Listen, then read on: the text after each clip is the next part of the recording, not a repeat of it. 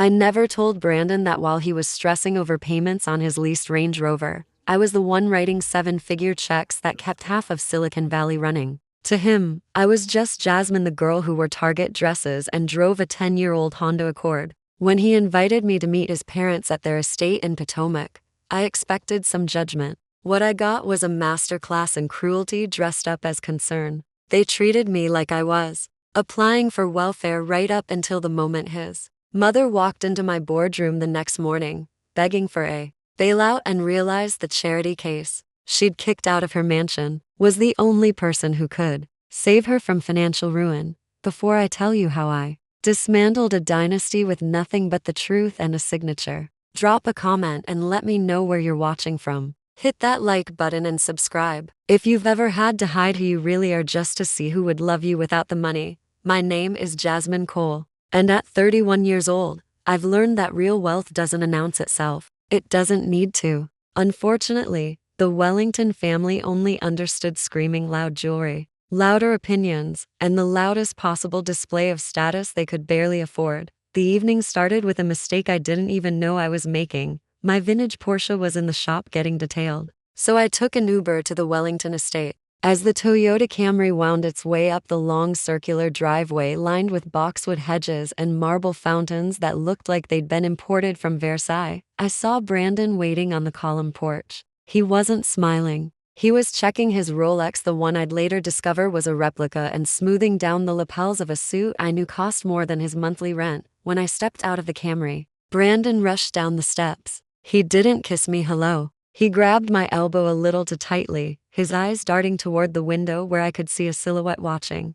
Jazz, why'd you take an Uber? He hissed. You could have rented a luxury car for tonight. Mother is watching. Appearance is everything in this family. I pulled my arm free gently, adjusting the strap of my simple leather tote. It's just a ride, Brandon. I thought your parents wanted to meet me, not audit my transportation choices. Besides, my car's getting serviced. He sighed, the sound of a man already defeated by expectations he'd built for himself. You don't understand. The Wellington name stands for excellence. We don't do ride shares. Just try to look expensive, okay? Chin up, shoulders back. I followed him into a foyer designed to intimidate. Checkerboard, marble floors, a chandelier that looked like it cost more than most people's houses, and a double staircase that screamed old money, except I knew enough about architecture to recognize that this house was built in 2005, not 1905. Standing at the base of the stairs was Mrs. Wellington. She was a striking woman in her early 60s, dressed in a champagne-colored gown covered in gold embellishments that seemed excessive for a Tuesday dinner. Her hair was styled within an inch of its life, her jewelry loud enough to announce her arrival from 3 rooms away. And her expression was that of someone who'd just smelled something foul. Brandon stepped forward, putting on a performance. Mother, this is Jasmine, the one I've been telling you about. Mrs. Wellington didn't extend her hand. She didn't smile. Her eyes traveled from my shoes to my dress to my face in what felt like the slowest, most deliberate appraisal I'd ever experienced. Hello, Mrs. Wellington, I said, keeping my voice warm despite the ice in the room. Thank you so much for welcoming me into your beautiful home. She gave a curt nod that barely qualified as acknowledgement. It's certainly a home, she said. We've worked very hard to maintain a certain standard. Brandon mentioned you work in consulting? Is that a polite way of saying freelance? I felt the first sting. I'm actually in technology investment, I said, simplifying my role as founder and CEO of Obsidian Capital, a firm that had just closed a $200 million fund. I help companies scale. Mrs. Wellington laughed, a sharp, brittle sound that echoed off the marble. Technology investment. How modern. That's what my lawn service calls it when they tell me which fertilizer they're using. She turned toward the sitting room, expecting us to follow like well-trained puppies. Well, at least you're employed. That's something. I reached into my bag and pulled out the gift I'd brought. Mrs. Wellington, I brought this for you, I said, holding out the bottle. It's a Screaming Eagle Cabernet from Napa, 2015 vintage. One of my favorites. I didn't mention that the bottle cost $3,500, or that I was a silent investor in the vineyard, or that there were only 300 bottles produced that year. To the untrained eye, it just looked like wine with a simple black label and minimal design. No gold leaf, no ornate script, Mrs. Wellington stopped and turned back. She took the bottle by the neck, holding it away from her body like it might be contaminated. Screaming Eagle, she read, her nose wrinkling. How creative. The name is a bit aggressive, don't you think? She turned to a uniformed housekeeper standing nearby. Patricia, take this to the kitchen. Tell Chef Antoine to use it for the beef reduction. Don't put it on the table. Our guests only drink Chateau Lafite. We wouldn't want to offend anyone's palate with whatever this is. I watched my $3,500 bottle of wine that sommeliers waited years to acquire being carried away to be boiled into sauce. I felt a flash of irritation, but I swallowed it. This was a test. She was seeing if I would break. Brandon laid a hand on my back. Just let it go, he whispered. She's particular about wine. Particular is one word for it, I thought. Ignorant is another. Come along, Mrs. Wellington called from the sitting room. My son-in-law Gerald is here. I want to introduce you. Perhaps he can give you some advice on building a real career. He works for a hedge fund, a legitimate firm, not some startup nonsense. I walked into the sitting room, my head held high. I was wearing a silk dress from the Roa brand known for stealth wealth. It cost $4,200, but it had no logos, no flash, nothing but perfect tailoring and exquisite fabric. Mrs. Wellington sat on a velvet sofa, arranging her skirts like she was posing for a portrait.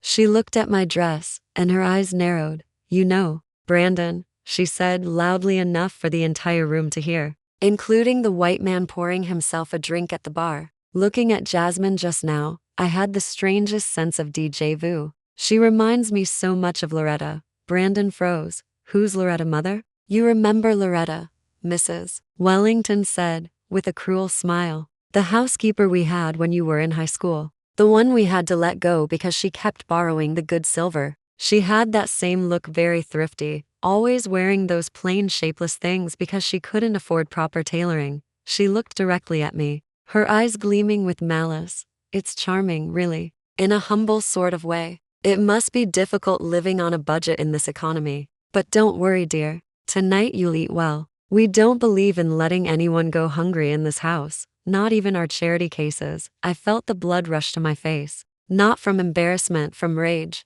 Pure, cold rage. She had just compared me to a thief and implied I was a beggar in the span of 3 sentences. I looked at Brandon, waiting for him to defend me, waiting for him to say, Mother, Jasmine is successful. She's brilliant. Stop being cruel. But Brandon just laughed, a nervous, hollow sound. You have a good memory, Mother. I'd forgotten about Loretta. He looked at me, his eyes pleading with me to swallow the insult, to play along. I smiled. It was the smile of a chess player watching their opponent move a piece into a fatal position. You have a wonderful eye for detail, Mrs. Wellington, I said, my voice steady. It's interesting you mentioned silver. I actually have an eye for authentic pieces myself. For example, I noticed the Rothko print in the hallway. It's lovely. You can hardly tell it's a reproduction unless you look at the texture under proper lighting.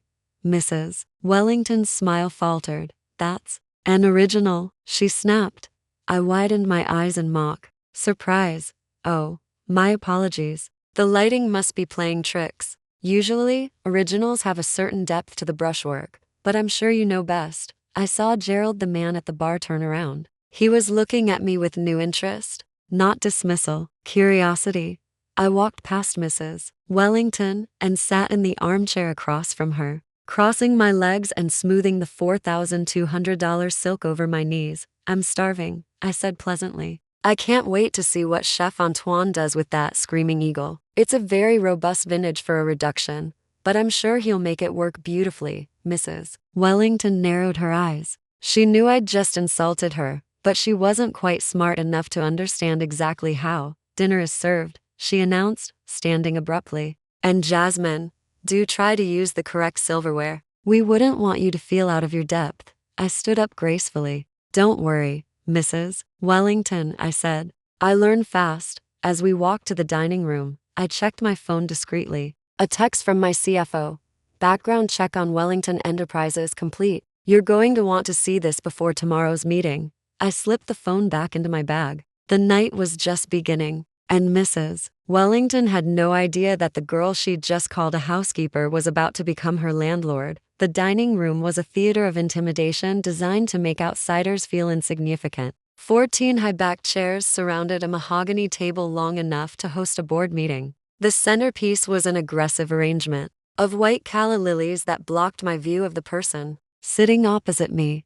The air smelled of expensive candles and performative wealth. I was seated at the far end, a strategic distance from Mrs. Wellington, who presided over the meal like a judge at a sentencing. To my left sat Brandon, nervously adjusting his napkin. Across from me sat Candace, Brandon's older sister, who was currently glaring at me while clutching a glass of Bordeaux. And at the head of the table, opposite Mrs. Wellington, sat Gerald, the golden son-in-law. Gerald was a man who took up too much space. He leaned back in his chair, one arm draped over the back, his suit jacket unbuttoned to reveal a stomach that suggested too many expense account lunches. He had the complexion of someone who enjoyed bourbon more than exercise. So Jasmine, Gerald boomed, his voice filling the room. Brandon tells me you're freelancing these days. That's a brave choice in this economy. Most people prefer the security of a real paycheck. He swirled his wine, staring at me over the rim of the crystal glass.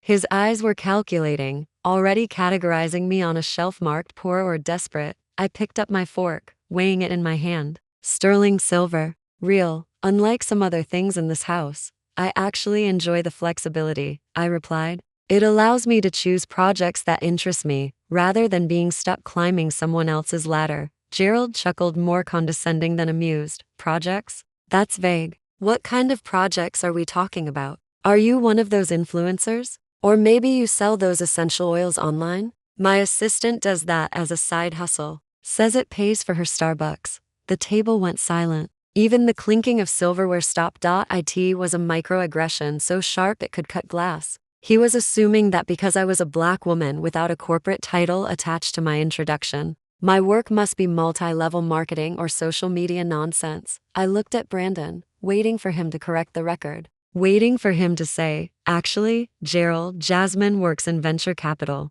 But Brandon just stared at his plate, his face burning. He was terrified of rocking the boat. I took a sip of water, letting the silence stretch just long enough to make everyone uncomfortable. I work in capital investment. Gerald, I said, my voice clear and firm. For a second, nobody moved.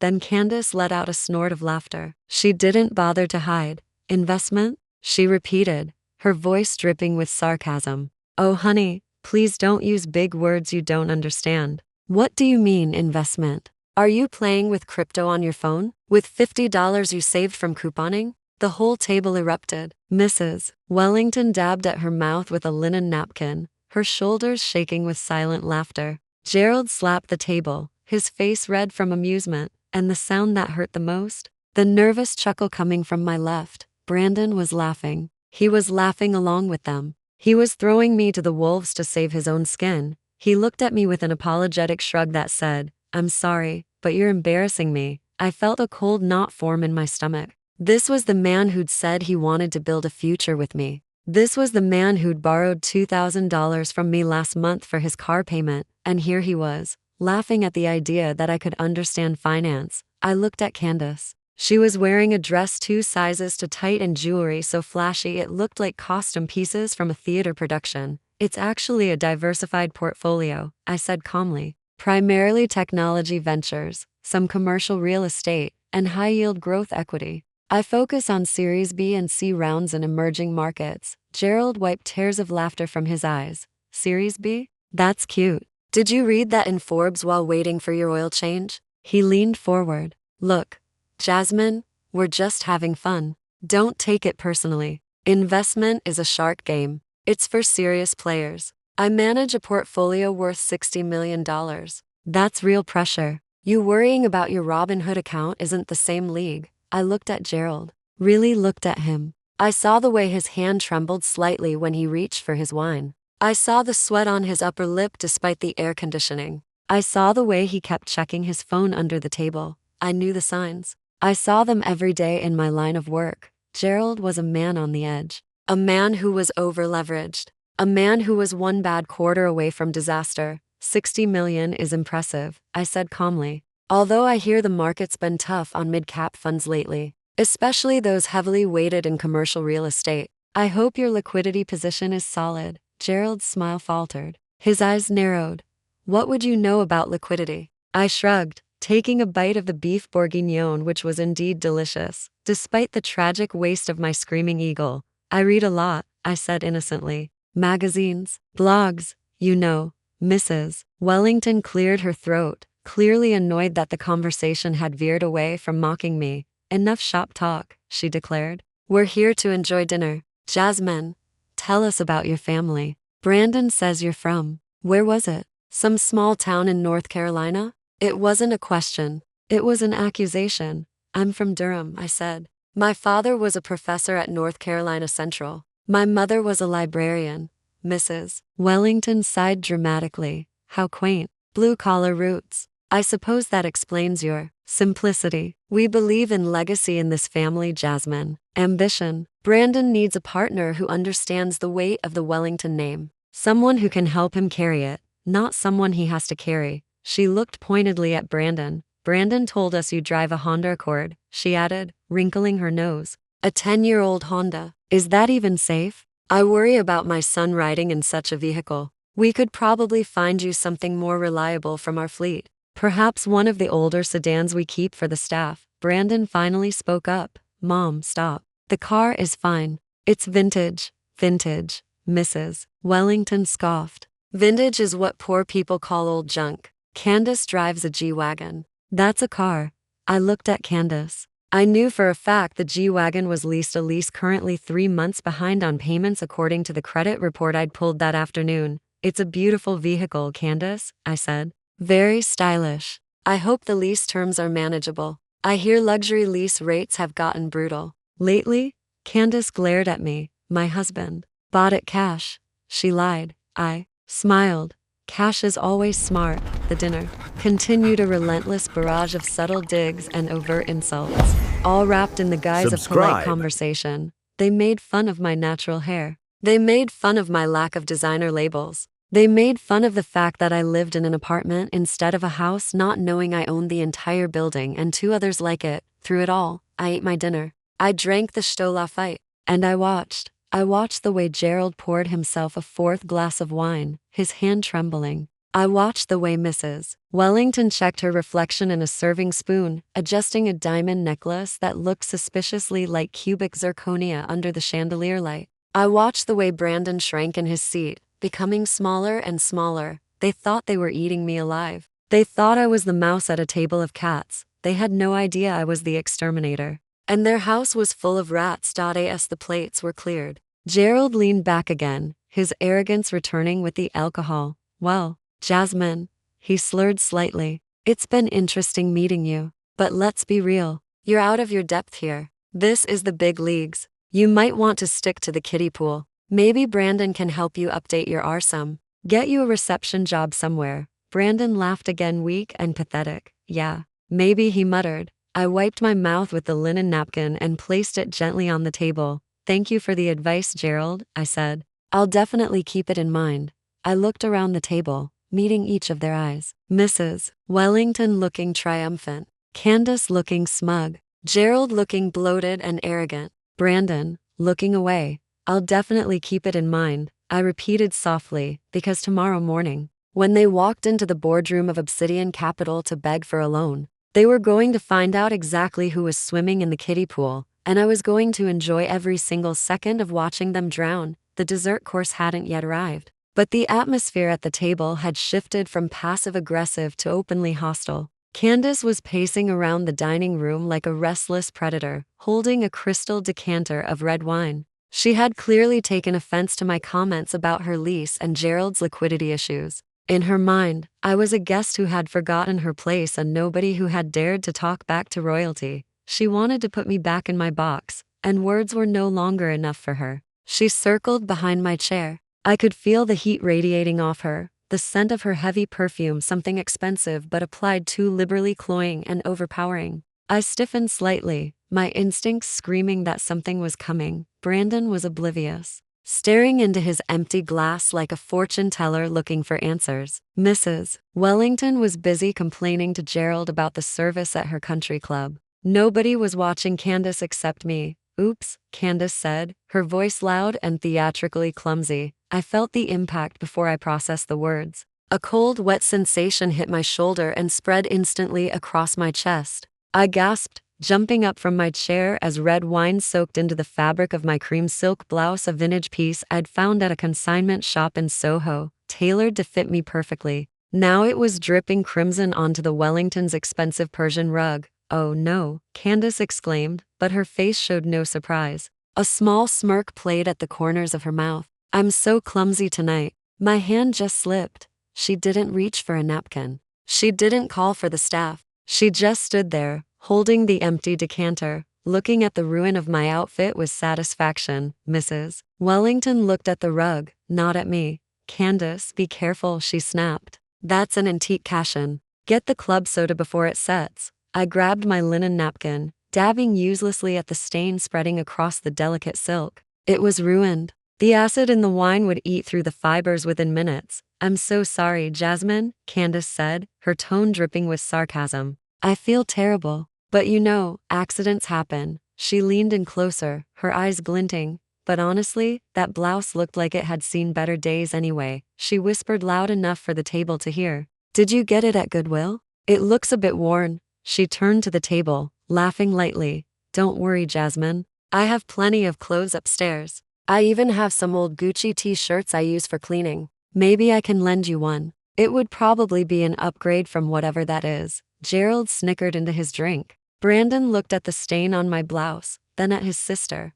but he said nothing. He just looked tired, as if my being assaulted with a beverage was just another inconvenience for him to manage. I stood there, the wet silk clinging cold to my skin. I took a deep breath. In the past, I might have cried. I might have run to the bathroom in shame. I might have let her win. But I wasn't that girl anymore. I was a woman who evaluated risk for a living. And Candace had just made a very bad calculation. I looked at her calmly, dabbing the last of the excess wine from my collar. I didn't look angry. I looked analytical, the way I looked at a pitch deck that didn't add up. It's fine, Candace, I said, my voice smooth and unbothered. It's just fabric. Material things are replaceable. I folded the stained napkin and placed it on the table. Then I let my gaze drift past Candace to the chair where she'd been sitting. Resting on the seat was her pride and joy, a bright orange Hermès Birkin bag. She'd been parading it around all night, placing it conspicuously in view, making sure everyone knew she carried $30,000 worth of status on her arm. I walked over to it. Candace tensed, watching me closely. That's a lovely bag, I said, reaching out, but not touching it. The orange is so striking. Hermès orange is very distinctive. Candace puffed up slightly. Thank you, she said haughtily. My husband bought it for me in Paris. It's a limited edition. There's a 2-year waiting list, but Gerald has connections. I leaned in closer, examining the stitching on the handle. I looked at the gold hardware on the clasp. I looked at the grain of the leather. I knew Hermès. I had 4 authentic Birkins sitting in my climate-controlled closet at home, purchased with my own bonuses. I knew the smell of the leather. I knew the weight of the hardware. I knew the exact number of stitches per inch that the French artisans used, and I knew what a fake looked like. This bag was good, a super fake. The kind that cost $3,000 and fooled 90% of the population. But it didn't fool me. The glazing on the handles was a shade to red. The font on the heat stamp was a fraction of a millimeter too thick. And the smell, it didn't smell like saddle leather. It smelled like industrial adhesive and aspiration. I turned back to Candace, who was watching me with a mixture of arrogance and sudden unease. You know, I said, my voice conversational and helpful.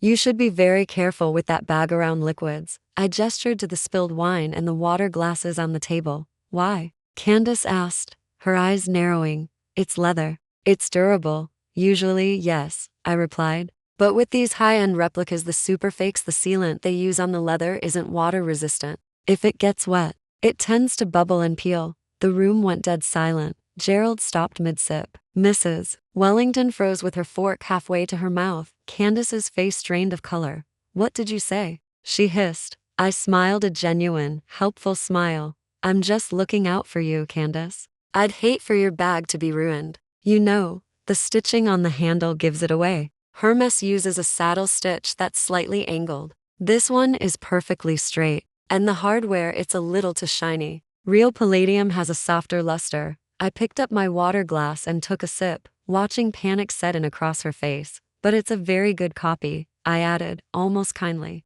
I'm sure your friends at brunch can't tell the difference. Just keep it away from moisture. You don't want the glue to dissolve. Candace lunged for the bag, snatching it off the chair as if I'd threatened to set it on fire. She clutched it to her chest, covering the logo. You don't know what you're talking about, she shrieked, her voice pitching up an octave. This is real. It costs $30,000. You're just jealous because you shop at discount stores. I shrugged. If you say so, Candace. But I work with asset valuations. I know an asset from a liability. I paused. And honey, that bag is a liability. She looked around the table desperately, seeking validation. Mom, tell her. Tell her it's real. Mrs. Wellington looked at the bag, then at me. She saw the confidence in my eyes. She saw the way I held myself. For the first time that evening, a flicker of doubt crossed her face. She realized I wasn't just some poor girl she could bully. I was someone who knew things they didn't want known. She cleared her throat,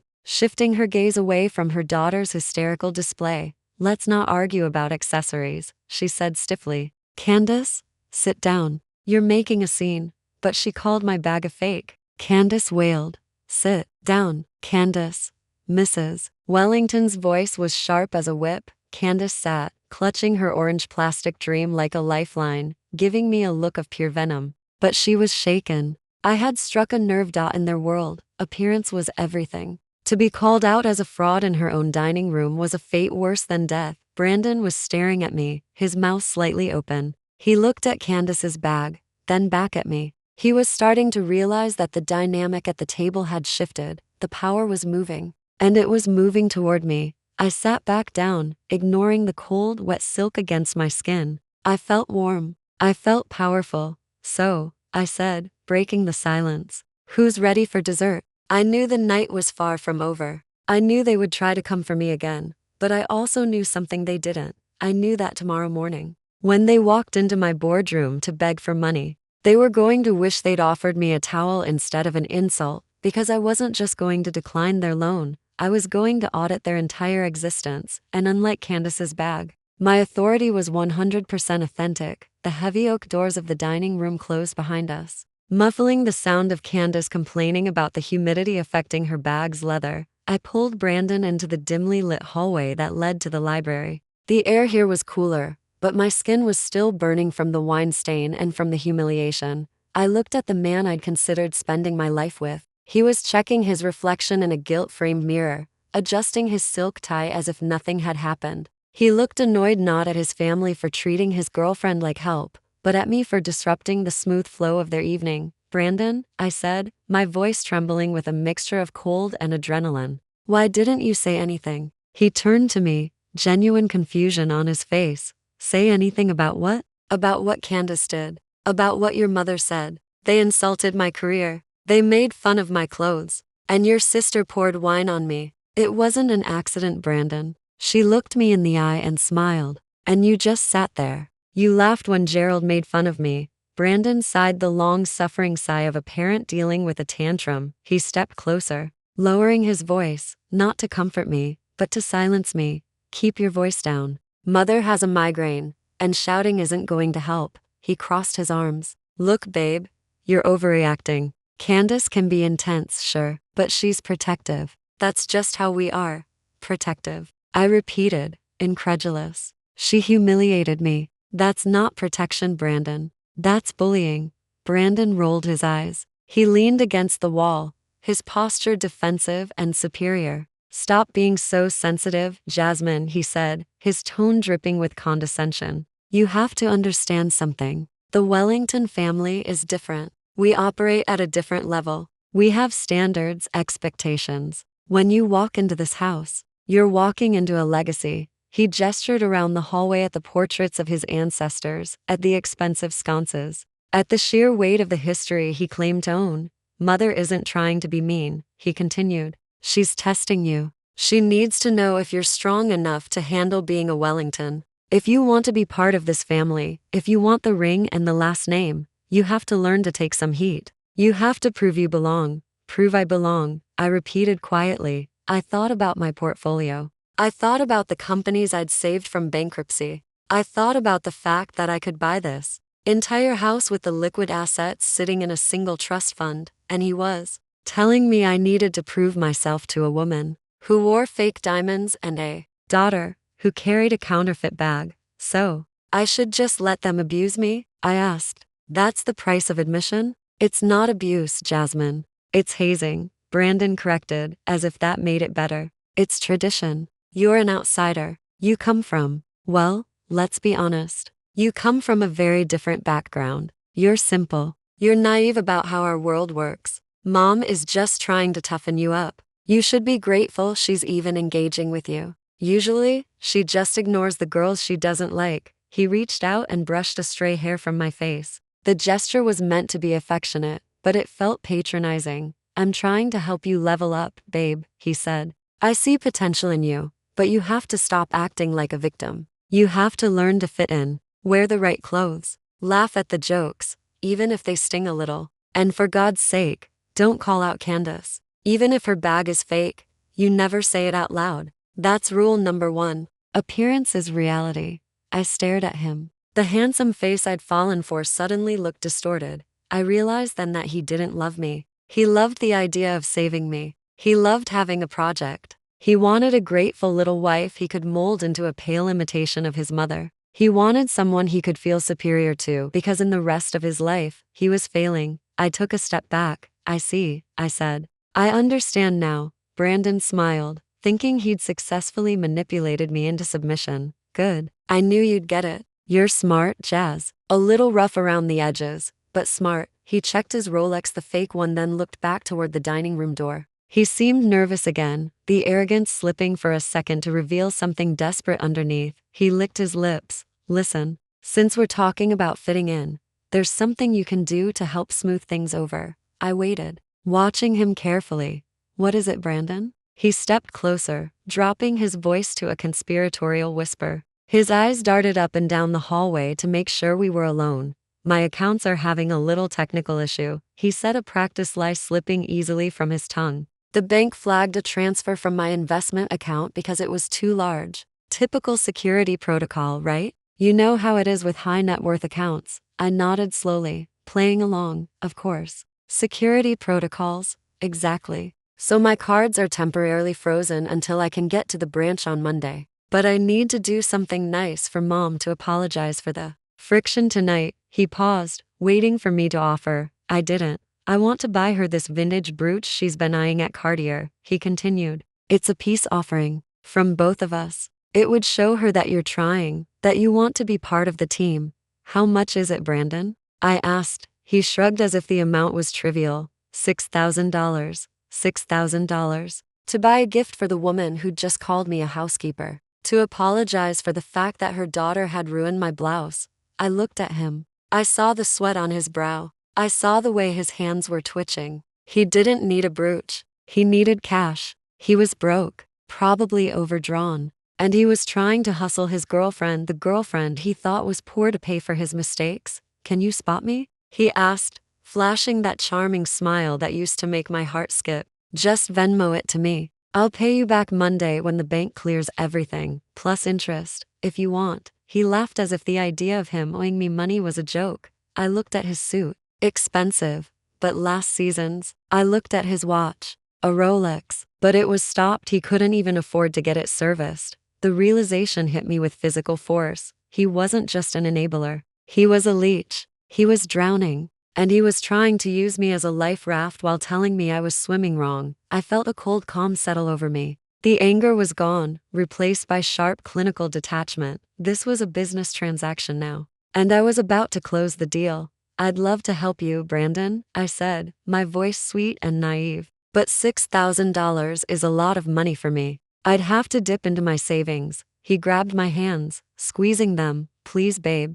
Trust me. It's for us. It's an investment in our future. Once Mom sees the gift, she'll soften up. She'll welcome you. Isn't that worth it? An investment. He was using my own language against me. Okay, I lied. Let me check my balance. He exhaled a massive breath of relief. You're the best, Jazz. Seriously, you're a ride or die. That's why I love you. He leaned in to kiss me, but I turned my head so his lips grazed my cheek.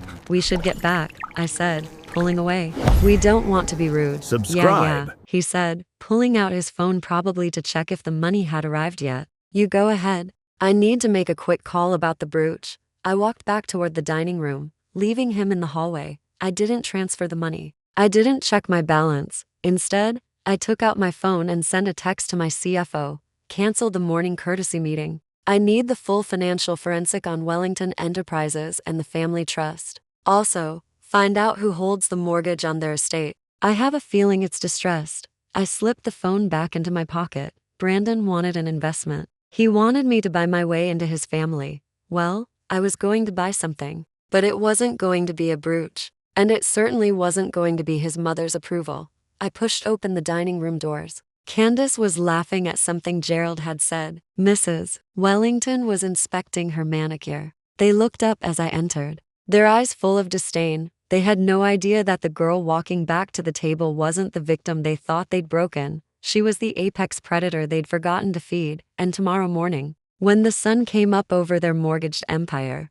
I was going to be the one holding the keys. I excused myself from the table, claiming I needed to find the powder room. But in reality, I needed a moment to breathe without the suffocating weight of their judgment pressing down on me. The hallway was quiet, the thick runner carpet absorbing the sound of my footsteps. I walked past the portraits of dead Wellington ancestors, their painted eyes seeming to follow me with the same disdain I'd seen in their living descendants. As I passed the heavy double doors of the library, voices drifted out into the corridor. The doors weren't fully closed, leaving a crack just wide enough for sound to escape. I recognized Gerald's voice. It wasn't the booming, arrogant tone he'd used at the dinner table. It was high-pitched, frantic, and laced with panic. We're hemorrhaging, Victoria, he hissed, using Mrs. Wellington's first name, which told me the situation was dire. The bridge loan is due in 72 hours. If we don't cover the interest payment, the bank is going to call the entire note.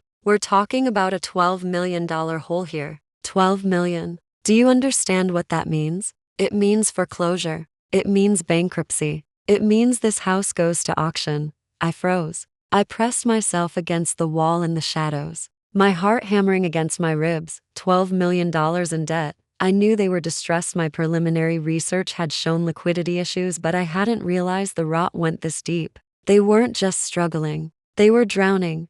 Keep your voice down, Mrs. Wellington snapped, her voice sharp with stress. The staff will hear you. Or worse, that girl. She's not going to hear anything, Gerald scoffed. She's probably lost trying to find the bathroom in a house this size. She's too simple to understand what we're talking about anyway. Even if she heard us, she wouldn't know what a bridge loan is. I stifled a laugh. I had structured 7 bridge loans for distressed companies just last quarter. We have a plan, Mrs. Wellington said, her voice regaining some of its steel. The meeting tomorrow. Obsidian Capital. I did my research. They specialize in legacy brand turnarounds. We just need to sell them on the family history, the prestige, the Wellington name. They don't care about prestige, Victoria, Gerald argued. They care about numbers. And our numbers are garbage. We need $8 million just to stop the bleeding. If we don't get that capital injection tomorrow morning, we're finished. Obsidian Capital. My hand flew to my mouth to stop a gasp. My mind raced. Obsidian Capital was my firm. I was the founder and CEO. I was the one who approved every single deal over $5 million. They were meeting with me. Or rather, they thought they were meeting with a faceless corporate entity. They had no idea that the decision maker, the person holding the checkbook that could save their lives, was the same woman they'd just fed to the wolves at dinner. And Brandon, Mrs. Wellington continued, shifting her focus. You have a role to play in this too. We need political connections. We need access that money can't buy. I'm doing my best, Mom, Brandon said, his voice whining and defensive. I'm networking. Networking? Mrs. Wellington scoffed. You're playing house with a nobody. Listen to me, Brandon. You can keep entertaining that poor girl if you want. Have your fun. She's clearly desperate for attention and easy to manage. But don't for 1 second think she has a future in this family. I held my breath, waiting for him to defend me, waiting for him to say that he loved me, that I wasn't a toy. The silence stretched. When you marry, Mrs. Wellington said, her voice dropping to a conspiratorial whisper, you're going to marry Congressman Harris's daughter. I've already spoken to her mother. They're open to the match. We need that political alliance to keep the regulators off our back while we restructure. We need power, Brandon. Not whatever Jasmine brings to the table, which is nothing. There was a silence. A long, heavy silence, where my heart broke for the final time. I know, Mom, Brandon said finally. I know. Jasmine is she's low maintenance. She doesn't ask for much. She lends me money when I need it. It's convenient for now, but I know she's not wife material. She doesn't fit the brand. Convenient, low maintenance, not wife material. The words burned themselves into my memory like a brand. He was using me. He had always been using me. I was a placeholder, a piggy bank, a warm body to keep his bed occupied until someone with a better pedigree came along. Good, Mrs. Wellington said, sounding satisfied. Just make sure she doesn't get any ideas. We don't need her clinging to you when the Harris girl comes into the picture. Now, let's go back out there. We need to keep up appearances. And Gerald, pour me another drink. If I have to look at that girl's cheap dress for another hour, I'm going to need to be medicated.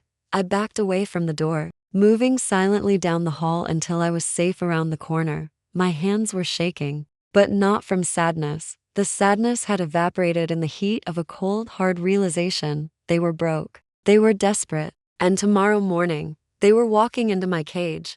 I walked into the bathroom and locked the door. I looked at myself in the mirror. The wine stain on my blouse looked like a badge of honor now, a mark of the battle I'd already won. Even if they didn't know it yet, they wanted money. They wanted $8 million from Obsidian Capital. I pulled out my phone and opened my calendar. There it was, 9:00 a.m., pitch meeting, Wellington Legacy Holdings. I smiled. It was a terrifying smile. I fixed my hair, applied a fresh coat of lipstick, and unlocked the door. I was going back to that table. I was going to eat their dessert. I was going to listen to their insults. And I was going to savor every single moment of it, because I knew something they didn't. I knew that tomorrow morning, I was going to be the one sitting at the head of the table, and I was going to make sure that the rejection I delivered was far more painful than any wine stain could ever be.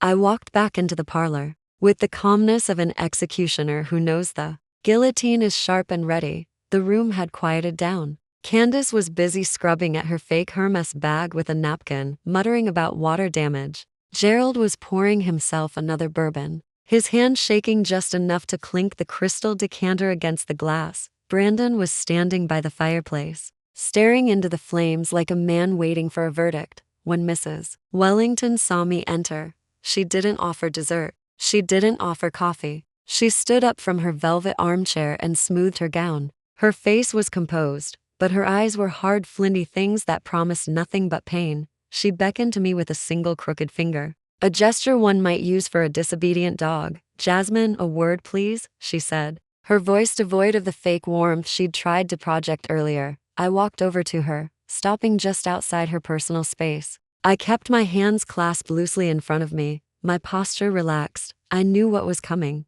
I had heard the conversation in the library. I knew the plan.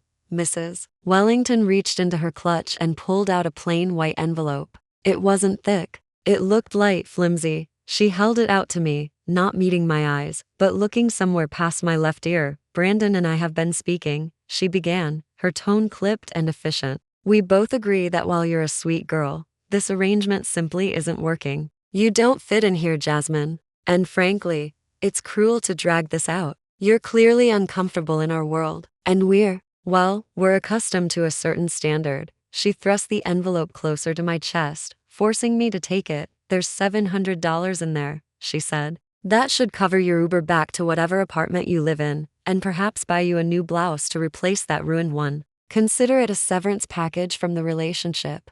I felt the paper in my hand. It felt cheap. Brandon needs a partner, Jasmine, Mrs. Wellington continued, her voice dropping to a conspiratorial whisper that was loud enough for everyone to hear. He needs a woman who can elevate him, someone with connections, someone with a pedigree. He needs a wife who's an asset, not a liability. You're a nice girl, I'm sure, but you're dead weight. You're a burden he can't afford to carry. She smiled, a tight, thin curving of her lips that showed no teeth. Do yourself a favor and don't call him again. He's too polite to tell you this himself, but he agrees. It's time for you to go. The room was silent. Candace had stopped scrubbing her bag and was watching with a smirk. Gerald looked bored. Brandon still wouldn't look at me. He was letting his mother do his dirty work, firing his girlfriend like she was a seasonal employee who'd stolen office supplies. I looked at the envelope. I slid my finger under the flap and tore it open. Inside were 7 crisp $100 bills. $700. It was an insult. It was a slap in the face. But more than that, it was a revelation.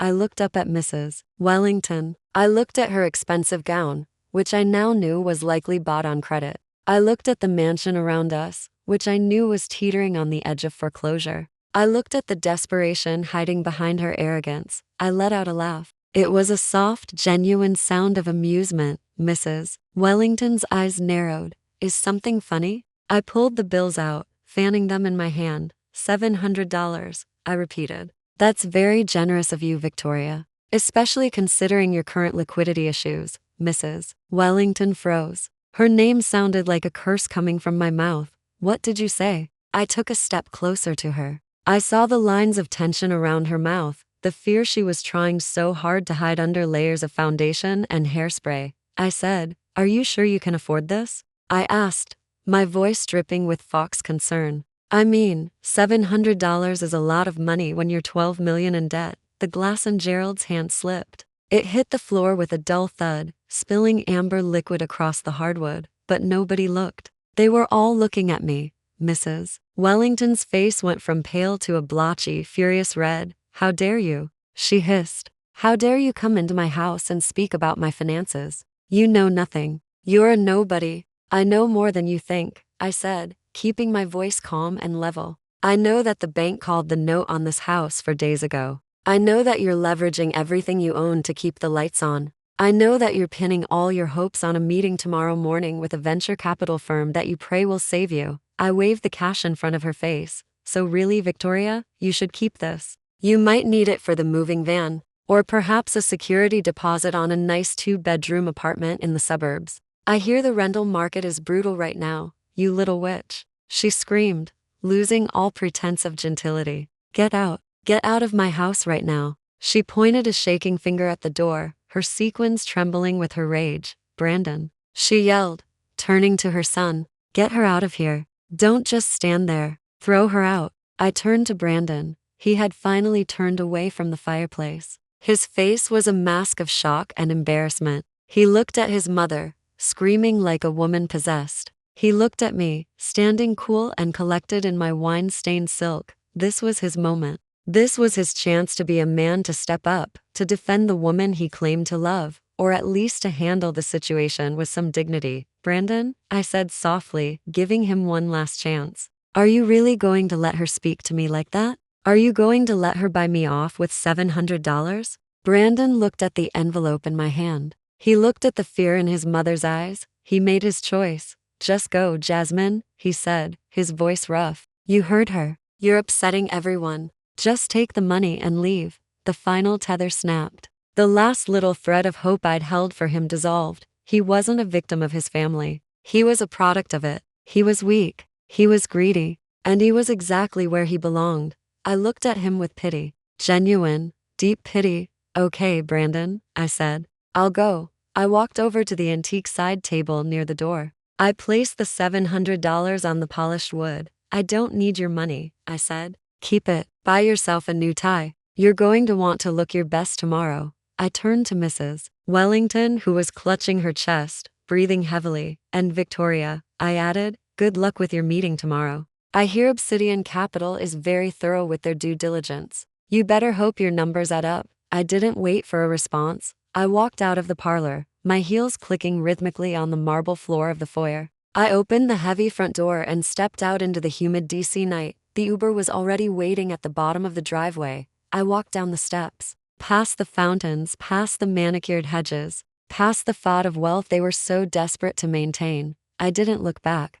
I didn't cry. I climbed into the back seat of the car and pulled out my phone. I had one text message from my CFO. Boardroom is prepped. The Wellington file is on your desk. Coffee will be ready at 6:30. I smiled as the car pulled away, leaving the estate behind in the darkness. Mrs. Wellington had kicked me out. She had tried to pay me off. She had insulted me, humiliated me, and dismissed me. She thought she had won. She thought she had disposed of the trash. She had no idea that she had just handed the keys to her kingdom to the executioner. Tomorrow morning at 9 o'clock sharp, she was going to walk into my office. She was going to beg for $8 million, and she was going to find out exactly what kind of asset I really was. I leaned back in the seat, watching the city lights flicker past. The game was over. The hunt was done. Now it was time for the reckoning. The morning sun hit the floor-to-ceiling windows of my Georgetown penthouse, turning the glass into sheets of gold. I stood on the terrace for a moment, looking down at the city of Washington, D.C. From the 42nd floor, the cars looked like toys, and the people were invisible. It was quiet up here. The air was thin and clean, smelling of ozone and expensive espresso. It was a world away from the suffocating pretension of the Wellington estate, where the air had smelled of desperation and stale perfume. I walked back inside, my bare feet sinking into the plush Italian wool rug. I had slept for exactly 4 hours, but I didn't feel tired. I felt electric. There's a specific kind of energy that comes from knowing you hold all the cards in a game your opponents don't even know they're playing. Brandon had never been to this apartment. In 8 months of dating, I'd never invited him over. At first, it was because I wanted to take things slow to make sure he liked me for me and not for the 9-figure net worth attached to my name. Later, it was because I realized he wouldn't have appreciated the architecture or the art. He would have only seen price tags. He would have calculated how many selfies he could take on the terrace to impress his followers. I walked into my dressing room, a space larger than the bedroom I'd grown up in. Rows of backlit shelves displayed my collection. Not the thrift store finds and simple dresses I wore around Brandon, but the armor of my true self, the tailored blazers, the silk blouses, the architectural dresses that commanded respect without saying a word. Today was not a day for softness. Today was a day for war. I reached for a garment bag at the back of the rack. I unzipped it, revealing a bespoke ivory pantsuit. It was cut from Italian wool, tailored to within a millimeter of perfection by a master tailor in Milan. The lines were sharp, the shoulders defined, the silhouette imposing. It was the kind of suit that didn't ask for attention. It demanded submission. I dressed slowly, making a ritual of it. The silk blouse felt cool against my skin, soothing the phantom burn of the red wine Candace had spilled on me the night before. I buttoned the jacket, checking the fit in the full-length mirror. Perfect. Then came the accessories. I opened the velvet-lined drawer of my vanity. My fingers hovered over the jewelry. No diamonds today. Diamonds were flashy. Diamonds were what Mrs. Wellington wore to prove she was somebody. I chose a simple pair of South Sea pearl studs with a luster that looked like moonlight. And finally, the watch. I picked up the Patek Philippe Nautilus from its winding box. It was rose gold, heavy and precise. It was worth more than Brandon's Range Rover and Candace's fake Hermès bag combined. I fastened the clasp around my wrist, feeling the cold weight of the metal. It was grounding. This watch didn't just tell time. It told the world that my time was expensive. I smoothed my hair back into a sleek, low bun. No loose strands, no softness. I applied a coat of matte burgundy lipstick the color of old money and older wine. I looked at myself in the mirror. The girl from the night before, the naive girlfriend, with the simple clothes and the eager smile, was gone. In her place stood Jasmine Cole, founder and CEO of Obsidian Capital. The woman who could greenlight a $15 million acquisition before breakfast. A soft knock on the door broke my reverie. "Come in," I said, my voice dropping into its lower professional register. My executive assistant, Simone, walked in holding a tablet and a steaming cup of matcha. She was dressed in black, efficient and sharp. She'd been with me for years, and she knew exactly what today meant. She knew about Brandon. She knew about the lies. And she knew about the meeting. "Good morning, Miss Cole," Simone said, setting the tea on the vanity. "The car is waiting downstairs. Also, I have an update from reception." I took a sip of the matcha. "Let me guess. They're early." Simone nodded, a small smirk playing on her lips. "Very early. The Wellington family arrived 45 minutes ago. They're currently pacing in the main lobby. Reception says they look agitated." "I bet they do." apparently Mr. Wellington kept asking the receptionist if she was sure the CEO would see them. Simone continued, scrolling through her notes. Subscribe. He told her that his family is very prominent in DC and that he expects VIP treatment. He also asked if there was a dress code. He seems worried that his tie is the wrong shade of blue. I laughed a short, dry sound. Brandon worried about a tie while his entire financial future hung by a thread. It was so perfectly on brand for him. And the mother? I asked. How is Mrs. Wellington holding up? Simone looked up from her tablet, her eyes dancing with amusement. She's terrorizing the interns. She complained that the lobby coffee was too bitter, and she asked 3 different employees if they knew who she was. But what? But she's shaking, Simone said. The receptionist said her hands are trembling so badly she spilled sugar all over the table. She keeps checking her reflection in the glass walls. She told her son that the CEO of Obsidian Capital is rumored to be a shark. She heard the managing partner eats distressed companies for lunch. I smiled at my reflection in the mirror. Adjusting the lapel of my ivory suit, she heard right, I said. They're terrified, Simone added. They think they're walking into a meeting with some old white man in a gray suit who they can charm with stories about legacy and family history. They've rehearsed their pitch. I heard the sister practicing her introduction in the ladies' room. She's trying to sound sophisticated. Candace sophisticated, I said. That would be the day.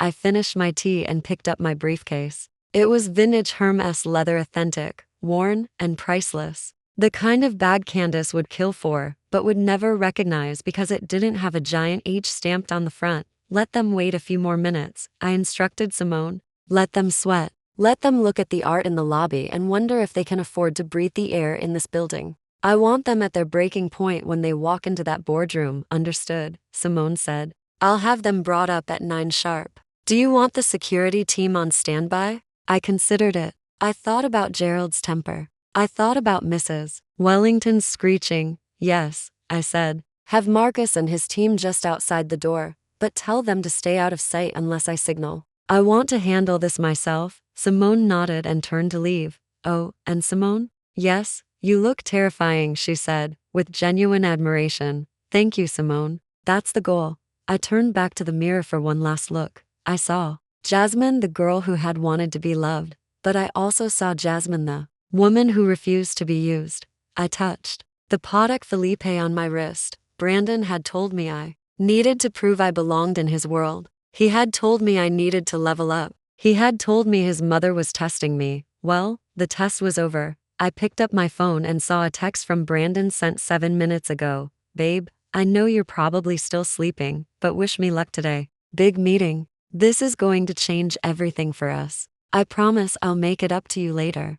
I didn't reply. I deleted the thread. He was right about one thing. This meeting was going to change everything, just not in the way he thought. They wanted to meet the shark. They wanted to meet the money. They wanted to meet the person who held their fate in her hands. I straightened my spine, lifting my chin. Ready or not, I whispered to the empty room. Here I come. The conference room on the 42nd floor of the Obsidian Tower was designed to be a cathedral of capitalism. The walls were floor-to-ceiling glass, offering a panoramic view of the DC skyline that made the cars below look like ants and the problems of ordinary people seem insignificant. In the center of the room sat a 30-foot table made of reclaimed ebony wood, polished to a mirror finish. It was a table where empires were built and where dreams came to die, depending on who was sitting at the head of it. I stood in the anteroom, watching the live feed from the security camera mounted in the corner of the conference room. My assistant Simone stood beside me, holding my tablet. On the screen, the Wellington family looked like fish who'd been scooped out of a pond and dropped onto dry land. They were gasping.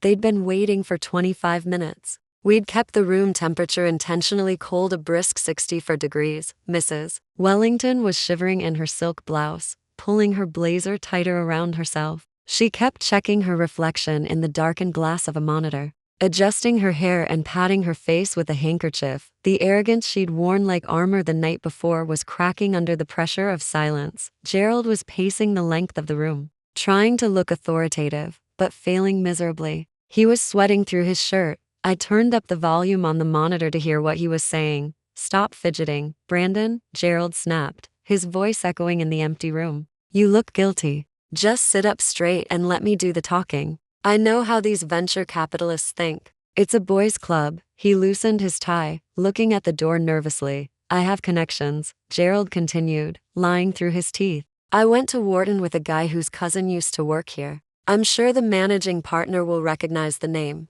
These people respect strength. We just need to walk in there and act like we don't need the money. We act like we're doing them a favor by letting them invest in the Wellington legacy. I laughed softly. The Wellington legacy was currently worth less than the paper their loan application was printed on. Candace was sitting at the far end of the table, reapplying her lip gloss for the fourth time. She looked bored, but her leg was bouncing under the table, a nervous tic that betrayed her anxiety. This is taking too long, she complained. Who do they think they are?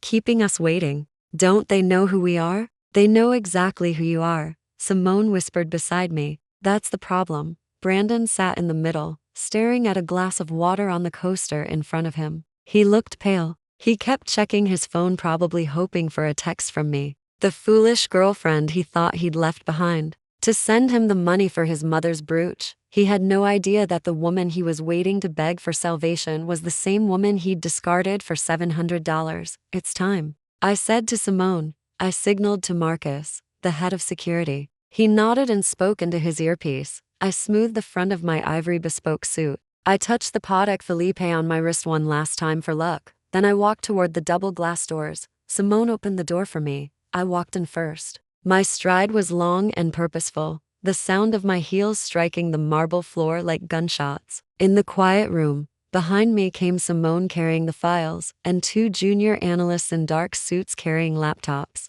We moved as a phalanx, a wall of corporate power. I didn't look at the Wellington family. I didn't acknowledge their presence. I walked straight past Gerald, who had frozen mid-stride. I walked past Mrs. Wellington, whose mouth had fallen open. I walked past Brandon, who was staring at my back with a look of dawning horror. I walked to the head of the table, the seat of power. I pulled out the high-backed leather chair and sat down. I placed my vintage Hermès briefcase on the table with a heavy thud. I folded my hands on top of it and waited. For 3 seconds, there was absolute silence. The kind of silence that happens after a bomb goes off, but before the screaming starts. Then the sound of shattering glass broke the spell. Brandon had picked up his water glass when I walked in, perhaps to wet his dry throat. As I turned my chair to face them, his fingers went numb. The heavy crystal tumbler slipped from his hand and crashed onto the ebony table, sending shards of glass and ice water exploding across the polished wood. Water soaked into his expensive suit pants, but he didn't move. He didn't blink. He just stared at me, his eyes bulging out of his head as if he were seeing a ghost. Jasmine, he whispered, the name strangling in his throat. Mrs. Wellington let out a sound that was somewhere between a gasp and a choke. She gripped the edge of the table, her knuckles turning white. She looked from me to the door, expecting the real CEO to walk in behind me. When no one else appeared, her gaze snapped back to me, her eyes wide with confusion and rising panic. You, she stammered. What are you doing here? But it was Candace who reacted first, and with the most predictable ignorance. She saw me sitting at the head of the table, but her brain couldn't process the context. She still saw the girl in the simple dress. She still saw the Uber rider. She still saw the nobody. Excuse me, Candace shrieked, standing up so abruptly her chair screeched against the floor. She pointed a manicured finger at me, her face twisting into a mask of outrage. Are you stalking us? She yelled. Did you follow us here? Oh my God, Mom, I told you. She was obsessed. She turned to look for a security guard, ignoring the fact that my team was standing behind me, taking notes. You need to leave, Candace shouted, her voice shrill and embarrassing. This is a private meeting with a billion-dollar firm. We're waiting for the CEO. You can't just sneak in here because you're desperate to get Brandon back. She looked at Simone, who was standing calmly at my right hand. You. Candace barked at my executive assistant.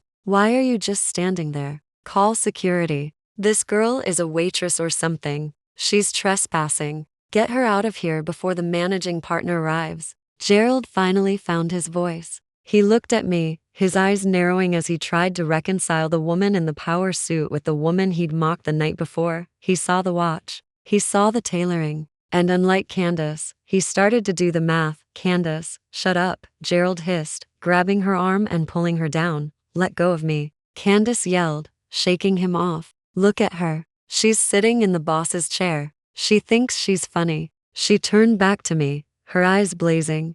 Get up, Jasmine. You're embarrassing yourself again. Do you have no shame? Did you use the $700 mom gave you to buy a knockoff suit? You look ridiculous. Get up before I have you arrested. I didn't move. I didn't blink. I simply sat there, radiating cold, calm authority. I looked at Candace the way a lion looks at a yapping chihuahua. I waited until she ran out of breath. I waited until the silence returned heavier and more dangerous than before. Then I finally spoke. My voice wasn't the soft, eager tone I'd used at dinner. It was the voice of obsidian capital, low, resonant, and absolutely terrifying. Simone, I said without taking my eyes off Candace. Yes, Miss Cole? Please ask facilities to bring a towel, I said, gesturing to the puddle of water spreading toward Brandon's lap. Mr. Wellington seems to have lost his grip. Then I turned my gaze to Candace. And Simone? Yes, Miss Cole. Please inform the applicant that if she raises her voice in my boardroom one more time,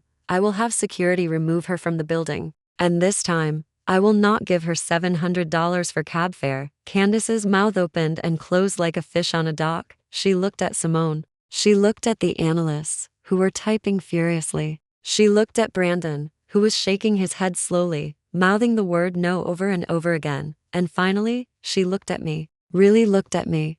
She saw the Patek Philippe. She saw the nameplate on the desk that Simone had just slid in front of me. Jasmine Cole, founder and CEO. The color drained from Candace's face so fast I thought she might faint. She collapsed back into her chair, her fake Hermès bag slipping off her shoulder and hitting the floor with a hollow thud. Mrs. Wellington let out a whimper, pressing a hand to her chest. No, she whispered. It can't be. I leaned forward, crossing my hands on the table. A sharp smile touched my lips. Good morning, Wellington family, I said. Welcome to the big leagues. I believe you wanted to discuss a loan. Let's talk about your liquidity or lack thereof. Simone stepped forward, breaking the paralyzed silence that had gripped the room. She held her tablet like a shield, her posture rigid and unforgiving. She looked at Candace, who was currently slumped in her chair, trying to make herself invisible behind the table. Then she looked at Mrs. Wellington, whose face was a mask of crumbling composure. Excuse me, Simone said, her voice cutting through the air with the precision of a scalpel. I must ask you to maintain professional decorum in this boardroom. You are not speaking to a waitress. You are not speaking to an Uber driver. You are speaking to Miss Jasmine Cole. Simone paused, letting the name hang in the air for a moment. Miss Cole is the founder and CEO of Obsidian Capital, Simone continued, reciting the credentials with cold pride. She personally manages a portfolio valued at over $3 billion. Her firm controls 45% of all venture capital flow in the greater Washington, D.C. metropolitan area. If a technology company launches in this city, it's because Jasmine Cole allowed it to launch. 45%. The number seemed to physically hit Gerald in the chest. He slumped back in his chair, his face turning a sickly shade of gray. He was a finance guy. He knew what that meant. He knew that in the ecosystem of DC money, I wasn't just a shark. I was the ocean. Brandon made a small strangled noise. He looked at me, his eyes wide and wet. He looked at the bespoke suit I was wearing. He looked at the Patek Philippe on my wrist. And then he looked down at his own hands, the hands that had texted me an hour ago, asking for luck. He realized that the woman he'd tried to hustle for $6,000 could have bought and sold his entire existence without checking her bank balance. But it was Mrs. Wellington who reacted the most violently. Her brain was frantically trying to rewire itself, trying to reconcile the narrative she'd built with the reality sitting in front of her. She was a survivor. She was a manipulator. And true to form, she tried to pivot. She forced a laugh. It was a brittle, jagged sound that grated on the ears. She stood up, smoothing her skirt and leaned over the table, offering me a smile that looked more like a rictus of terror. Oh, Jasmine, she exclaimed, breathless and frantic. You naughty girl. You really had us going there. She looked around at her family, trying to rally them into her delusion.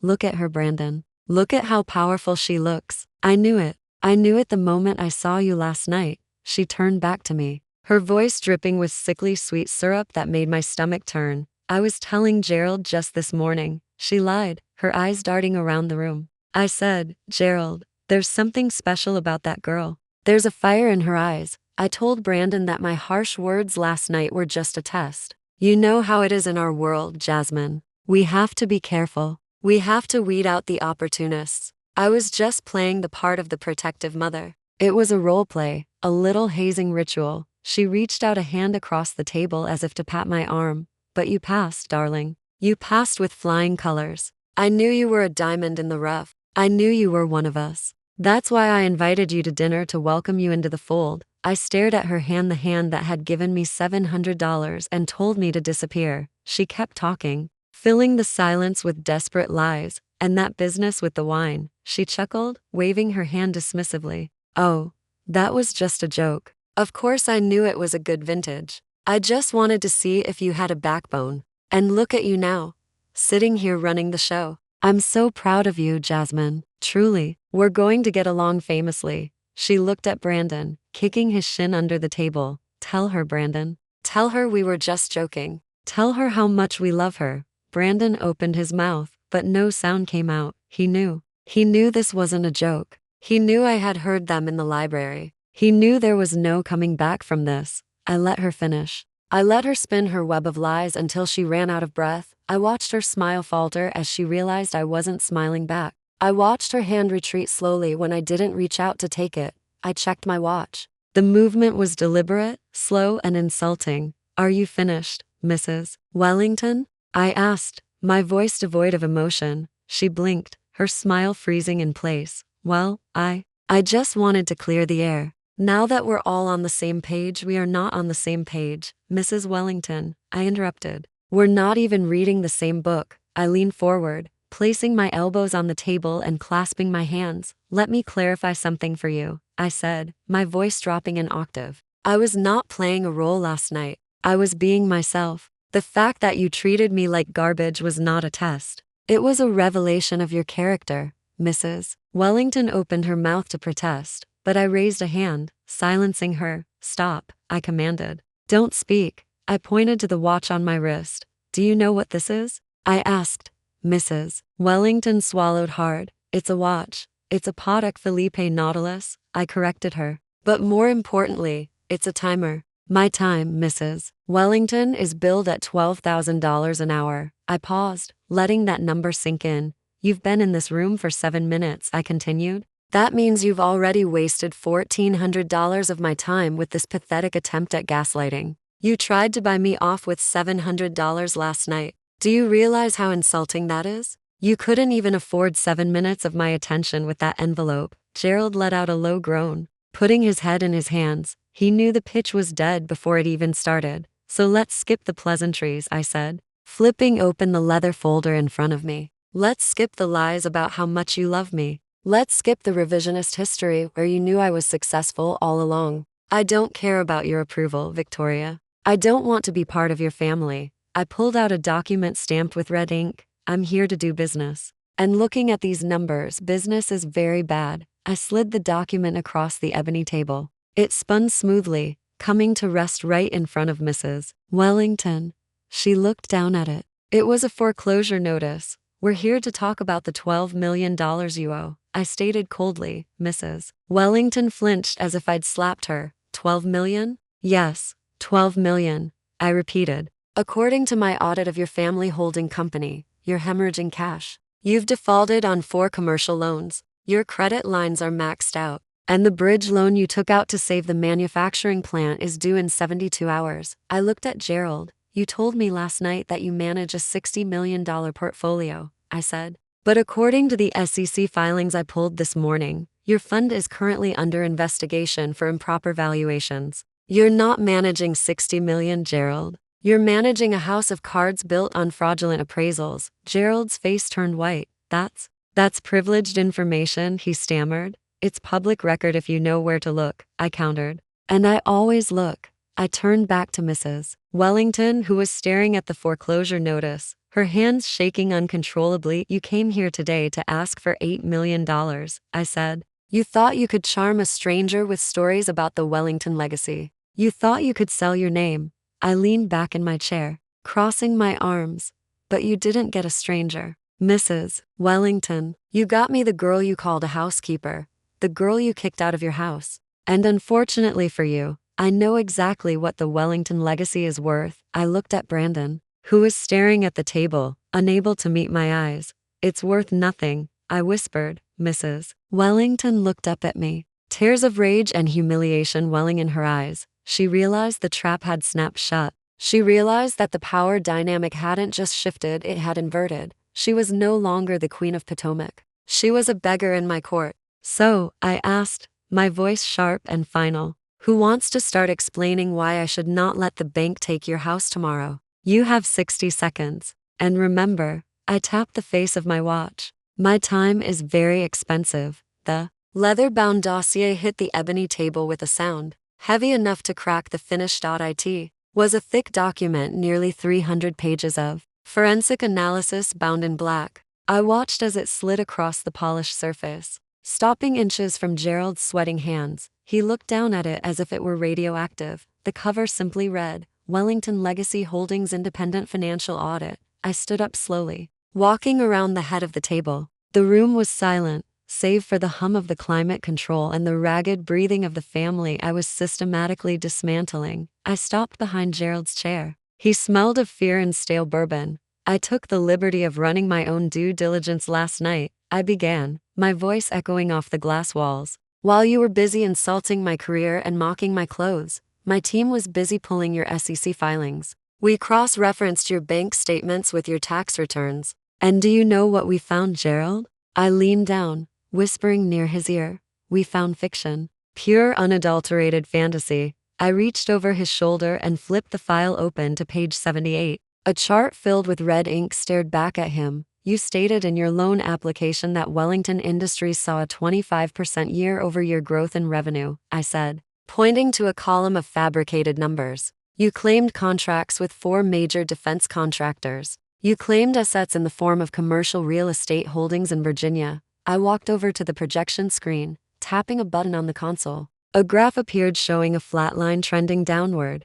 This is the reality, Gerald. Your revenue didn't grow 25%. It shrank by 18%. Those contracts with the defense contractors don't exist. I called their procurement officers this morning. They've never heard of you. And those office buildings in Arlington? I paused, looking at Mrs. Wellington, who was clutching her pearl necklace as if it were a rosary. They were sold 8 months ago to pay off a gambling debt. You don't own them. You're leasing them back at an exorbitant rate just to keep up appearances. Gerald tried to speak, but his voice was a dry croak. That's creative accounting. It's standard practice to project future earnings. It's not creative accounting, Gerald, I snapped. It's fraud. You inflated your valuation by 400%. You're asking for $8 million based on assets that are literally imaginary. In the federal banking system, we have a word for that. It's called a felony. Gerald slumped lower in his chair, his eyes darting to the door as if expecting the FBI to burst in. He knew he was done.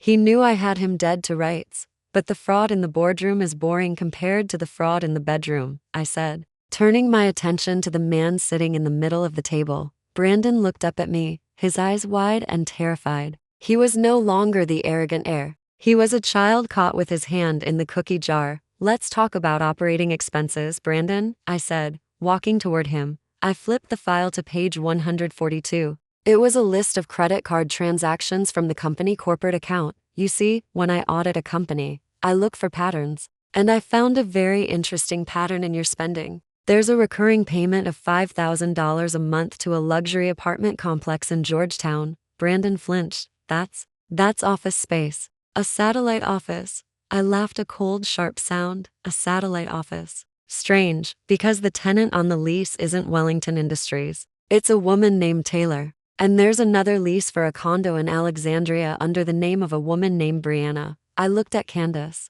who was staring at her brother with her mouth open. 2 apartments, Brandon, I continued relentlessly. Both paid for with company funds. Both classified as marketing expenses. And let's not forget the vehicle leases. You drive a Range Rover, but the company is also paying for a Porsche Cayenne and a Mercedes G-Class. I paused. Who's driving those cars, Brandon? Because it certainly isn't your mother, Mrs. Wellington turned slowly to look at her son. Her face was a mask of betrayal, not because he was cheating on me, but because he was stealing from her.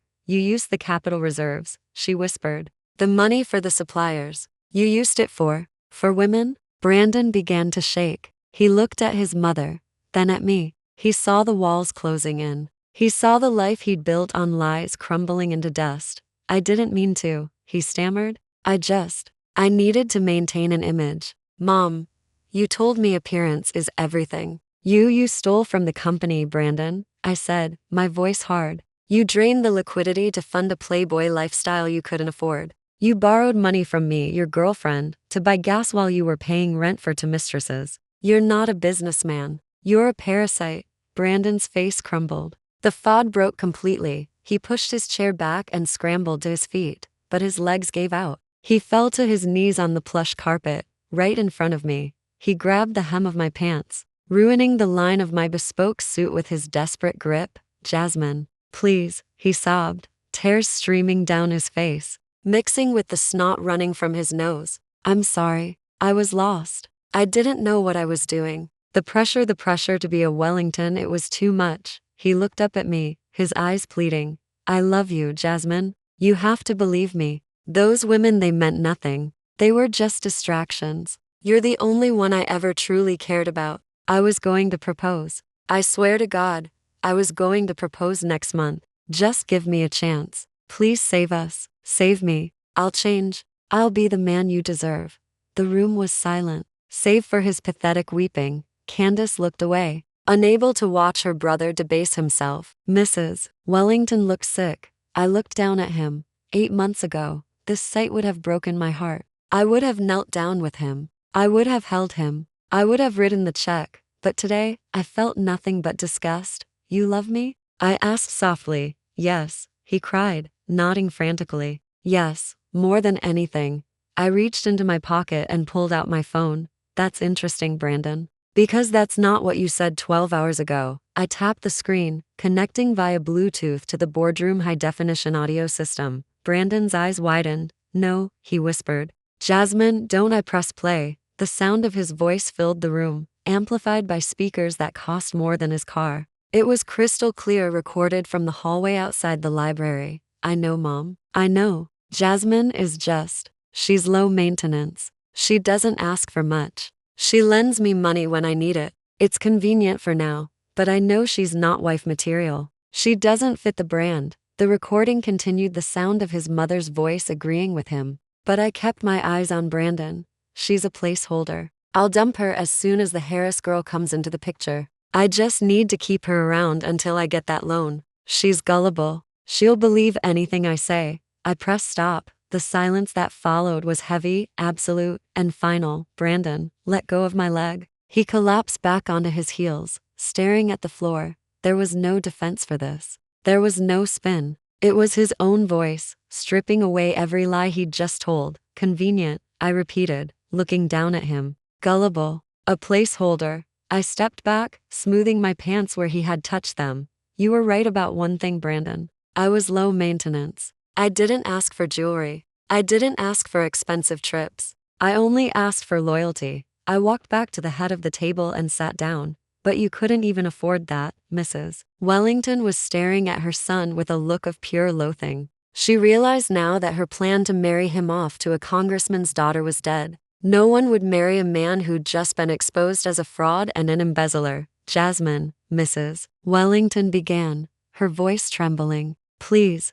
We can handle this internally. We're past internally. Victoria, I cut her off. This is a federal matter now. I looked at the audit file on the table. You committed fraud on a loan application. You embezzled corporate funds. And you did it all while trying to solicit investment from a regulated venture capital firm. I have a fiduciary duty to report this. Report it? Gerald squeaked. To who? To the authorities, Gerald, I said. And to your other investors. I looked at Brandon, still kneeling on the floor, a broken man in a ruined suit. You wanted a bailout, Brandon. You wanted me to save you.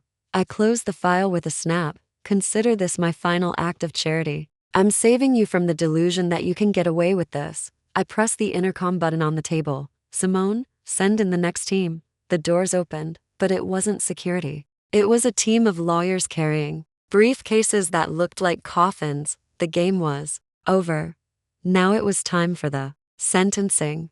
Brandon was still weeping on the floor, a broken heap of expensive wool and regret, but my attention shifted to the man standing at the other end of the table. Gerald had finally managed to compose himself. He smoothed his tie, wiped the sweat from his upper lip, and decided that the best defense was a loud and aggressive offense. He was a man used to bullying his way out of trouble, used to hiding behind legal threats and his father-in-law's name. He stood up, his chair scraping harshly against the floor, breaking the pathetic rhythm of Brandon's sobs. "You think you're clever, Jasmine?" Gerald spat, his voice gaining strength as he fell back into his lawyer persona. "You think you can just ambush us with these fabricated documents and intimidate us into silence?" He pointed a shaking finger at the audit file on the table. "This is illegal," he declared, his voice booming off the glass walls. "You obtained these financial records without authorization. You access private servers. That's corporate espionage.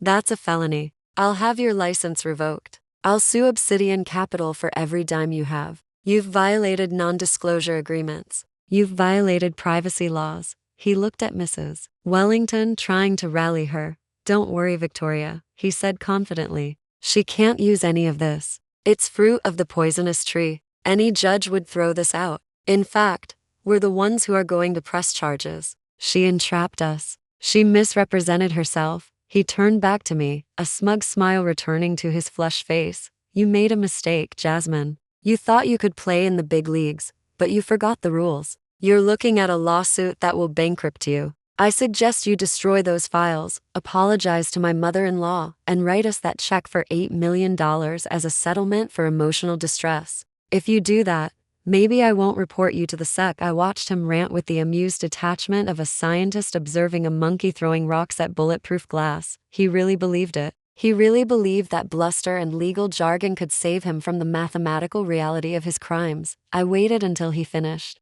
I waited until he crossed his arms and looked down at me, expecting me to cower. "Are you finished, Gerald?" I asked, my voice soft and deadly. He sneered. "I'm just getting started. My legal team will be in touch within the hour." I laughed. It was a genuine laugh. "Your legal team?" I repeated. "You mean the legal team at Sterling and Associates, the firm your father-in-law founded? The firm where you're currently employed as a partner?" Gerald blinked.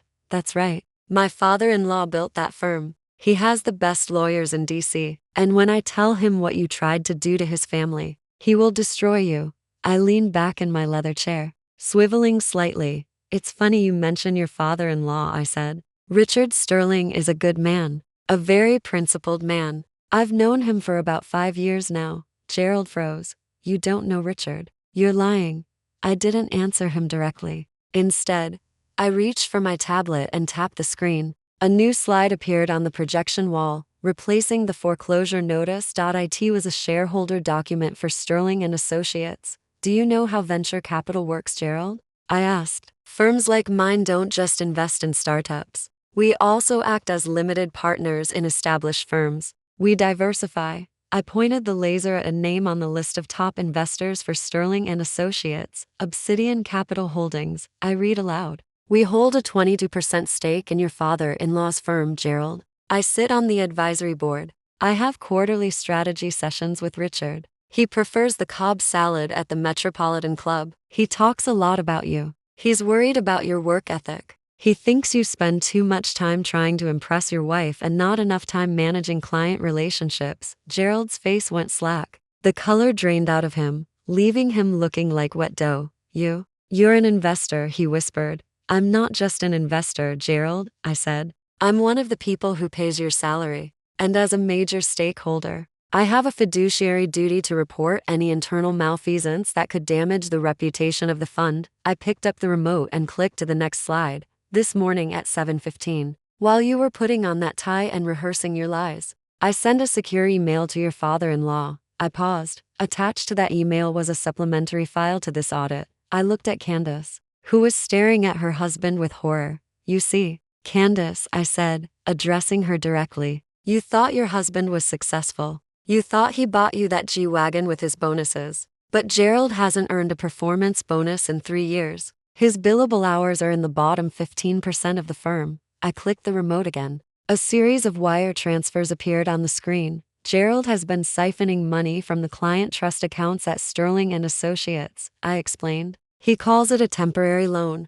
The law calls it embezzlement. He stole $300,000 to pay for your wedding. He stole another $75,000 to buy that fake Hermès bag you're holding. And he stole $400,000 to cover the losses in the Wellington family business. So you'd all keep thinking he was a financial wizard. I looked back at Gerald. I sent the receipts to your father-in-law, Gerald. Every single one. I traced the IP addresses. I traced the shell companies. I did the work that his internal compliance team was too afraid to do. Because you're the boss's son-in-law. Gerald was shaking his head, backing away from the table. No, you didn't. He wouldn't believe you. I'm his son-in-law. He's a fiduciary first, Gerald, I reminded him. And he hates thieves. Especially thieves who steal from widows and retirees, which is exactly what you did when you raided those trust accounts, as if on cue. A sound cut through the tense silence of the boardroom. It was the shrill, aggressive ringtone of a cell phone. Gerald jumped as if he'd been shot. He reached into his pocket, his hand trembling so violently he almost dropped the device. He looked at the screen. The name displayed in bold letters was Richard Sterling. The room was silent. Even Brandon stopped crying to watch. Mrs. Wellington held her breath. Answer it, Gerald, I commanded. He stared at the phone. He pressed the green button and held it to his ear. He didn't put it on speaker, but he didn't have to. The voice on the other end was shouting so loud that we could all hear the distortion. Gerald? Richard Sterling's voice roared. I'm looking at a file from Jasmine Cole. Is this true? Did you touch the trust accounts? Richard listened, Gerald stammered, sweat pouring down his face. It's a misunderstanding. I can explain. She's lying. She's trying to frame me. Don't lie to me. The voice screamed. The audit trails are here, Gerald. I checked them myself. You moved the money. You stole from the retirement fund. The retirement fund, Gerald. Richard, please, Gerald pleaded, his voice cracking like a teenager caught past curfew. I was going to put it back. I just needed liquidity. The Wellington deal was going to pay off. I was going to replace it next quarter. You're fired. His father-in-law shouted, the words echoing in the boardroom. You're done. Pack your desk. Security is already on the way to your office. And Gerald, Richard, wait, don't come to the house. The voice cut him off, cold and final. I'm handing this over to the U.S. Attorney's office. I can't protect you from this. You broke the one rule. You stole from the family. You're on your own. The line went dead. Gerald lowered the phone slowly. He looked at the black screen as if he couldn't understand what had just happened. He looked at Candace. Baby, he whispered. Candace stood up. She looked at her husband, the man she thought was her golden ticket, the man she'd bragged about to everyone at the country club. You got fired? She asked, her voice trembling with rage. You're broke? Gerald nodded dumbly. And the bag? She asked, clutching the orange purse. Is it true? Is it fake? Gerald looked down, unable to meet her eyes. I couldn't afford the real one. I needed the money for the car payments. Candace let out a scream of pure frustration. She threw the bag at him. It hit him in the chest and fell to the floor, spilling lip gloss and keys onto the carpet. You loser. She shrieked. You promised me Paris. You promised me a townhouse in Georgetown. You're just another broke loser pretending to be somebody. She turned to Mrs. Wellington. Mom, he's useless. He has nothing. Mrs. Wellington sat paralyzed. Her world was imploding. Her son was an embezzler. Her son-in-law was a thief. Her daughter was married to a fraud.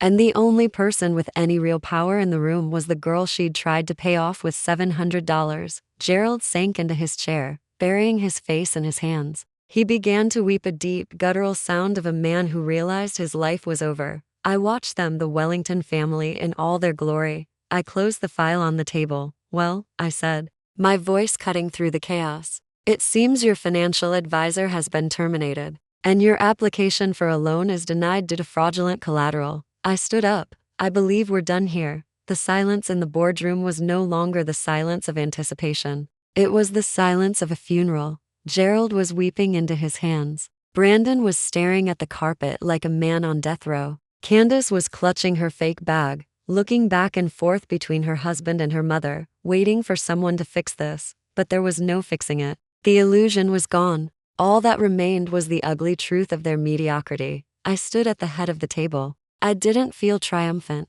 I felt efficient, like a surgeon who had just removed a cancerous tumor. It was messy and it was painful, but it was necessary to stop the disease from spreading. I picked up the loan application Mrs. Wellington had signed, the one filled with lies and inflated numbers. I held it up for a moment, letting the light catch the heavy bond paper. Then, with a slow, deliberate motion, I tore it in half. The sound of the paper ripping was loud in the quiet room. I stacked the halves and tore them again and again, until the future of the Wellington family was nothing but confetti on the ebony table. Obsidian Capital declines your application for investment, I stated, my voice flat and final. We don't invest in fraud. We don't partner with liars. And we certainly don't bail out families who treat people like dirt based on the price of their shoes. Mrs. Wellington made a small strangled sound. She was gripping the armrests of her chair so hard her knuckles were white. Her face was gray, the makeup she'd applied so carefully that morning standing out in stark relief against her pallid skin. You can't do this, she whispered, her voice trembling.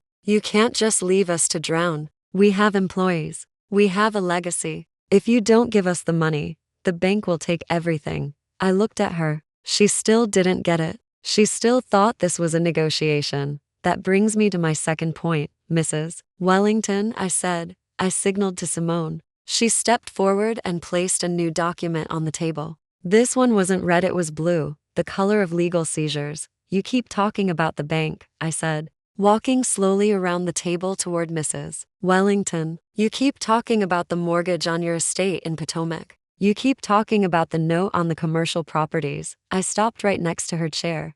Do you know who holds that debt, Victoria? She looked up at me, her eyes wide and wet with fear. Potomac National Bank, she said. We've banked with them for 40 years. The manager is a friend of the family. The manager was fired 3 weeks ago for authorizing risky loans to insolvent clients, I corrected her. And Potomac National was over-leveraged. They needed to offload their distressed assets to stay solvent. I leaned down. My voice, a soft whisper that carried the weight of a wrecking ball. Obsidian Capital bought their distressed asset portfolio on Wednesday morning, Mrs. Wellington. We bought the bad debt. We bought the high-risk loans. I tapped the blue document on the table. We bought you, Mrs. Wellington's eyes bulged. She stopped breathing. The air seemed to leave the room. I'm not just the CEO of the firm you tried to defraud, I continued relentlessly. I am your creditor. I own your mortgage. I own your business loans. I own the debt on the warehouse Gerald pretended to own.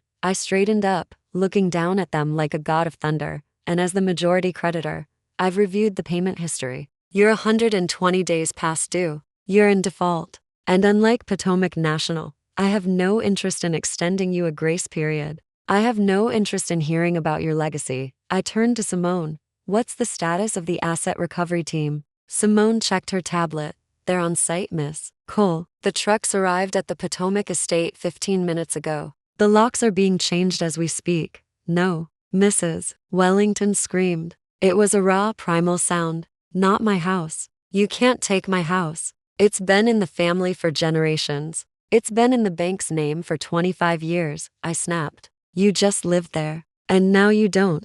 I looked at the blue document. I've executed the foreclosure clause immediately. You have 24 hours to remove your personal effects. Anything left on the property after tomorrow morning will be auctioned off to pay down the debt. Candace stood up, knocking her chair over. She was hyperventilating, her hands clawing at her neck. What about the cars? She shrieked. You said asset recovery. What about the cars? I looked at her calmly. The Mercedes G-Wagon you drove here today is leased through the company, I replied. The company that's now in receivership. The lease is in default, Candace. I looked out the glass wall of the conference room, down toward the parking lot, 42 stories below. If you look out the window, you might just see the tow truck. I believe they started hooking it up while Gerald was getting fired by his father-in-law. Candace ran to the window, pressing her face against the glass. She let out a wail of pure materialistic despair. My G-Wagon. She sobbed, sliding down the glass to the floor.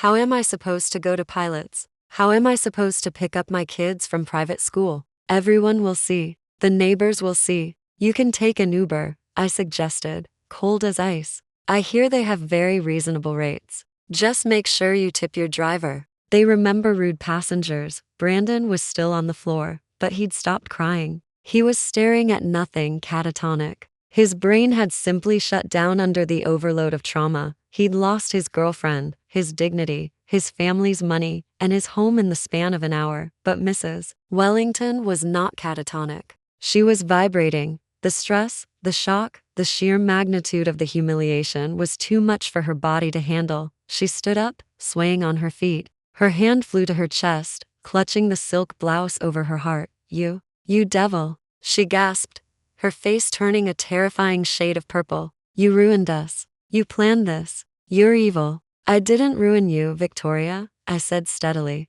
You ruined yourselves. I just balanced the books. She tried to take a step toward me, perhaps to strike me, perhaps to beg, but her body failed her. Her eyes rolled back in her head. Her knees buckled. Mom? Candace screamed, scrambling away from the window. Mrs. Wellington collapsed onto the carpet with a heavy thud. It wasn't a fake faint like she used to pull when the waiter brought the wrong wine. This was real. Her breathing was ragged and shallow. Her body was twitching. Gerald stared at her uselessly. Brandon didn't move. I looked at the woman lying on the floor, the woman who had sneered at my wine, the woman who had called me a housekeeper. I felt a flicker of humanity, but I didn't rush to her side. I didn't hold her hand. That wasn't my job anymore. Simone, I said calmly. Call 911. Tell them we have a medical emergency in boardroom A. Possible cardiac event. I looked at Candace, who was shaking her mother, begging her to wake up. Don't move her, I instructed, my voice cutting through Candace's panic. You could make it worse. Just wait for the paramedics. I walked back to the head of the table and picked up my briefcase. I picked up the torn pieces of the loan application and dropped them into the recycling bin. I looked at the scene one last time. A weeping daughter, a catatonic son, a broken son-in-law, and a matriarch whose heart had literally broken under the weight of her own cruelty. It was a tragedy. But it was a tragedy they had written, directed, and starred in. I was just the critic who wrote the final review. Jasmine, Brandon whispered, his voice barely audible. Where are you going? I stopped at the door. I looked back at him.